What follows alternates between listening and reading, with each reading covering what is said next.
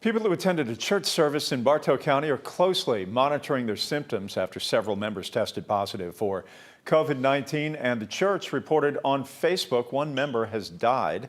Bartow County now has 40 confirmed cases of the virus. Caitlin Ross spoke to the sister of a woman who is still on life support tonight.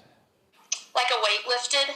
It was just a huge weight lifted. Amanda Ebert was so encouraged this morning to hear from doctors that her sister, April Abernathy, is improving. Responsive. She's been nodding her head in response to the nurse's questions. April is still in ICU in isolation after she was diagnosed with COVID-19 last week.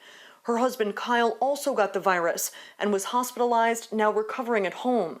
He sang in the choir at the church at Liberty Square for a special service 2 weeks ago, where several other people got sick.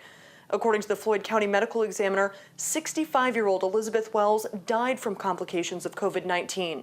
The church posted on Facebook she had attended that same service. Flay Bentley also sang in the choir and was just released from the hospital early this week, recovering from coronavirus.